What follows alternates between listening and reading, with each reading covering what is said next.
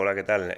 Como no conseguí que el directo fuera adelante, porque bueno, tuve problemas con el programa que quería subirlo, pues nada, os voy a dejar el vídeo en YouTube y lo compartiré en las redes sociales para que podáis tener acceso todos.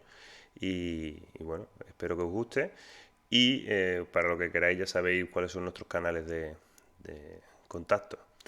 Así que, sin más preámbulo, empezamos con la presentación de Parkinson y ejercicio terapéutico. Vamos a introducir un poco la enfermedad de Parkinson, vamos a hablar de síntomas, de complicaciones, ¿de acuerdo? Lo primero es que el Parkinson es un trastorno neurodegenerativo que afecta al estado físico, psicológico, social y funcional de las personas. Afecta al estado físico creando una serie de limitaciones al psicológico porque el paciente va viendo cómo la progresión de la enfermedad le limita en sus actividades de la vida diaria.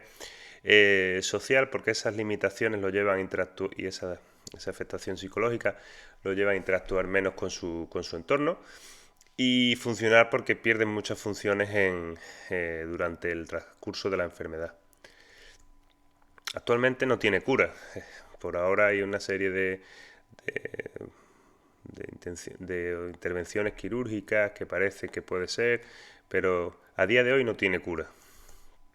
El ejercicio físico, según muchos estudios, podría ser una estrategia efectiva en el tratamiento del control y paliación de los síntomas, porque van a ir enfocados siempre a las mayores complicaciones y a los mayores peligros que pueden tener este tipo de pacientes. Los síntomas comienzan gradualmente, por eso es un trastorno neurodegenerativo. Va empezando levemente y poco a poco se van complicando y van teniendo más dificultades.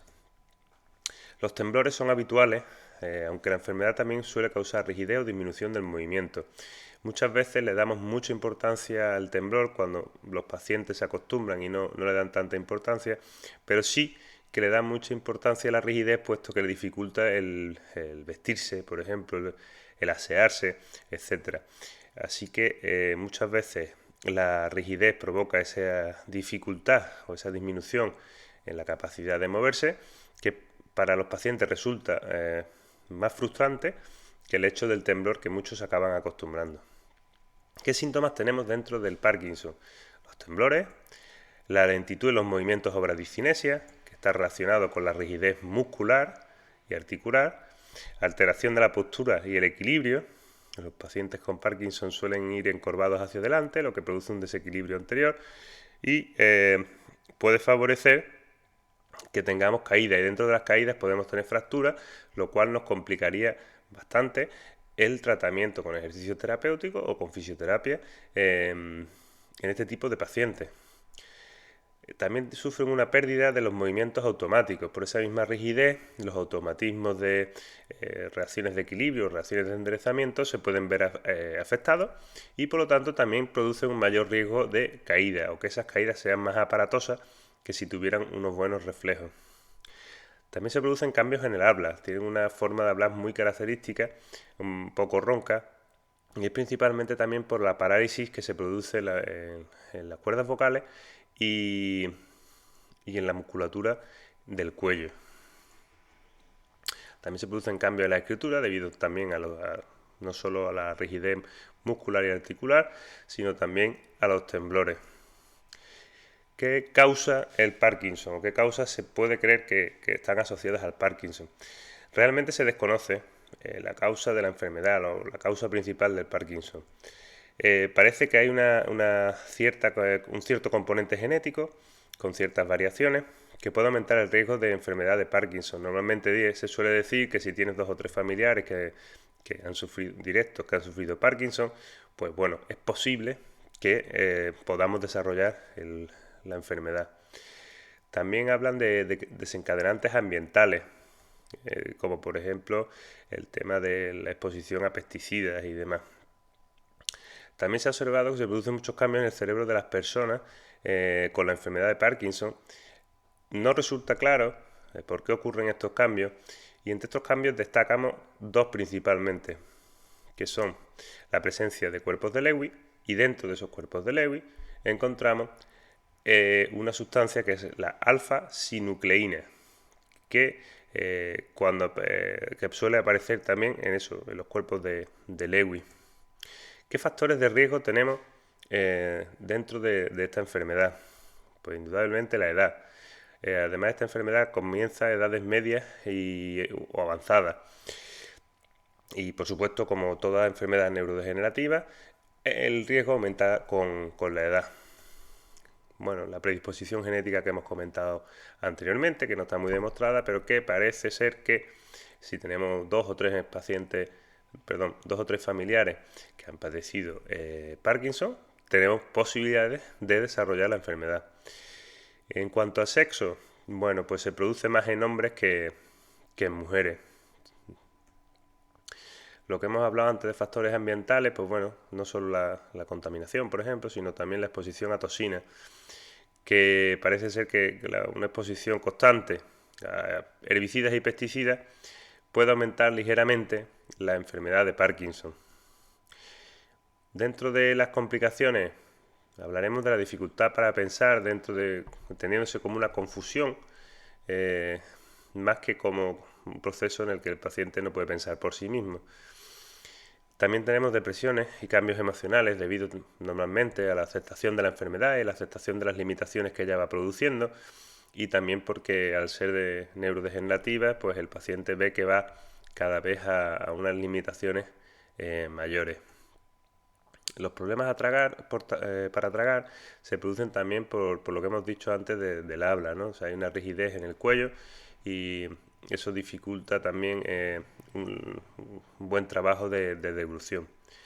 También nos encontramos problemas para masticar y comer, por lo mismo, por esa rigidez muscular y articular que se puede producir, por ejemplo, a nivel de la ATM, lo que dificulta la masticación y la deglución. Tienen trastornos del sueño, problemas para dormir y problemas con la vejiga. Son pacientes que recurrentemente van al baño. Y otro factor no menor es el estreñimiento. Debido a ese enlentecimiento que se va produciendo a nivel general en el cuerpo, pues se produce también a nivel intestinal, y esto hace que los pacientes pues sufran de estreñimiento. Otras complicaciones que se dan a lo mejor un poco menos, bueno, pues cambios en la presión arterial. Podemos tener problemas con la presión ortostática, un paciente que se levanta rápido y supone un riesgo de caída porque, como hemos dicho, tiene una disminución de los reflejos y tiene la base de sustentación, el centro de gravedad lo tiene alterado, y por lo tanto ese pequeño mareo puede producir una caída y con ello una fractura. Tienen disfunción en el olfato. Algunos pacientes se ha registrado que tienen dificultad para percibir ciertos olores. Cansancio. El cansancio es normal por esa rigidez y esa dificultad en la marcha. Por ejemplo, la marcha parkinsoniana es una marcha de pasos cortos y rápidos, lo que produce un cansancio considerable a la hora de desplazarse a estos pacientes. Y también porque el desarrollo de las actividades de la vida diaria con tanta rigidez o con los temblores produce un gasto energético muy grande y por lo tanto derivan en un cansancio importante. También el dolor, debido sobre todo en los estadios más tardíos, por el tema de que encontramos rigideces en las articulaciones y a nivel muscular, y eso produce una serie de alteraciones que van a derivar en dolor en estos pacientes. También nos encontramos con la disfunción sexual, en la cual no solo puede estar la imposibilidad de realizar el acto, sino un descenso de la apetencia. Dentro de la enfermedad de Parkinson, ¿qué hace el ejercicio terapéutico? Bueno, pues como siempre, lo primero es conocer en qué estadio, en qué proceso, en qué momento de la enfermedad se encuentra nuestro paciente, para así poder adaptar el programa de ejercicio terapéutico a esa persona en ese momento y así ser lo más beneficiosos posible. Es muy importante, como siempre, el trabajo de fuerza. El trabajo de fuerza nos va a ayudar a mejorar los desequilibrios del paciente y nos va a permitir que seamos más eficientes en la realización de nuestros movimientos. Como siempre, en este tipo de patologías hay que adaptar los ejercicios por la posible aparición de fatiga. Una vez que el paciente está fatigado, dificulta mucho el trabajo terapéutico, el ejercicio terapéutico sobre estos pacientes, puesto que ya la realización de este programa o de estos ejercicios se va a ver alterado y no van a ser de la calidad que deberían debido a la fatiga. Por lo tanto, hay que trabajar mucho teniendo en cuenta la fatiga del paciente, no llegar a fatigarlo completamente y que no nos permita seguir con el programa que tenemos pautado. Haremos ejercicios de movilidad articular, ya que es una enfermedad en la cual nos encontramos con el problema de que va disminuyendo esa movilidad, pues tenemos que ir buscando mantener o mejorar la movilidad articular de estos pacientes. El ejercicio aeróbico es muy importante para aumentar la resistencia y conseguir disminuir la fatiga por la adaptación cardiovascular que vamos a ir consiguiendo con el aeróbico, siempre adaptado y siempre buscando no fatigar al paciente. También trabajaremos ejercicios de equilibrio y coordinación, intentando con esto minimizar la posibilidad de caídas y muy importante combinarlo con otros ejercicios como el ejercicio de fuerza que nos van a ayudar a ser más estables. Y después por el trabajo de la marcha es muy importante integrar todo el ejercicio terapéutico en cómo lo podemos llevar, cómo lo podemos trasladar al trabajo de marcha para que esa marcha sea más eficiente y más estable y por lo tanto exista mayor dificultad a la hora de que se produzcan caídas en estos pacientes.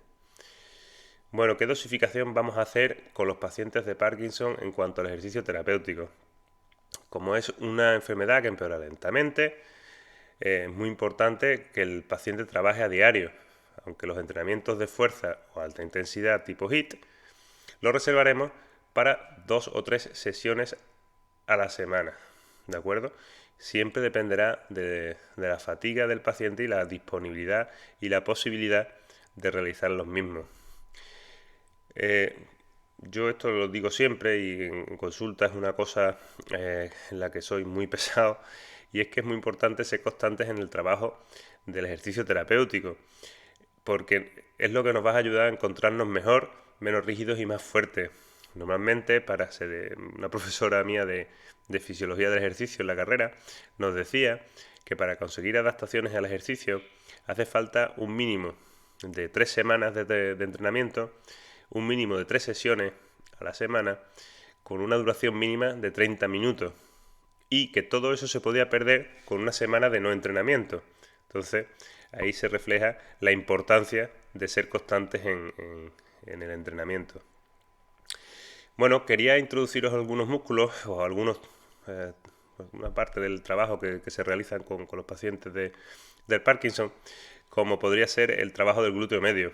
Es muy importante en el apoyo monopodal o sobre una pierna y por lo tanto a la hora de estar de pie y en la marcha es un músculo fundamental. La contracción de los 2 glúteos medios nos ayuda a mantener la pelvis de pie o en bipedestación.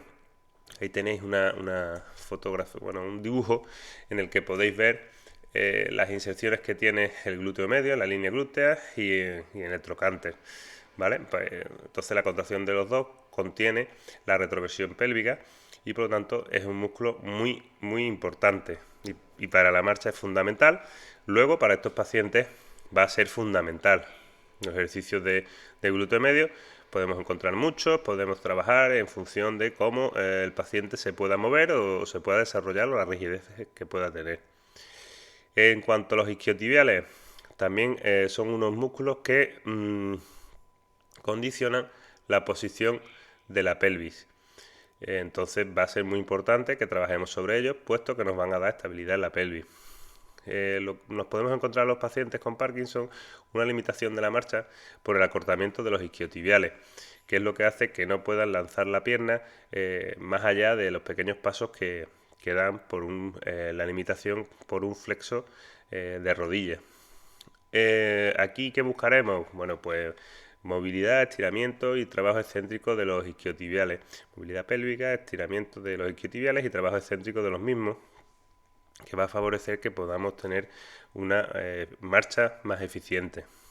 El típico estiramiento que se hace en yoga, de los isquiotibiales o en este caso de la cadena posterior completa. Bueno, en cuanto al trabajo en columna, pues vamos a luchar contra el encorvamiento, vamos a trabajar por ello erectores de cabeza y cuello, erectores dorsales y quería poneros este dibujo de los tres planos de la columna, en la que aquí la estamos viendo de frente, detrás y de lado. En este caso lo que más nos interesa es de lado y resaltar que el paciente con Parkinson, a partir de la séptima cervical, produce una rectificación de la lordosis porque el aumento de la cifosis dorsal, para poder seguir mirando al frente, tenemos que rectificar con una hiperlordosis cervical, que es lo que hace que estos pacientes también tengan muchas rigideces en nuca y cuello. Bueno, un ejercicio típico para trabajar la zona dorsal es el remo en anillas o el remo en TRX. Y es un ejercicio que se puede hacer con múltiples variantes y nos va a ayudar mucho a fortalecer toda la zona interescapular. Bueno, espero que os haya gustado la presentación, que os haya servido y ya sabéis que para cualquier duda estamos a vuestra disposición en nuestra página web preguntalatufisio.com, en Facebook, en Instagram y en Twitter. Y además tenemos un correo en el que podéis escribirnos cualquier cosa, cualquier tema que queréis que abordemos, que es info@preguntalatufisio.com. Sin nada más, muchísimas gracias y hasta el próximo vídeo.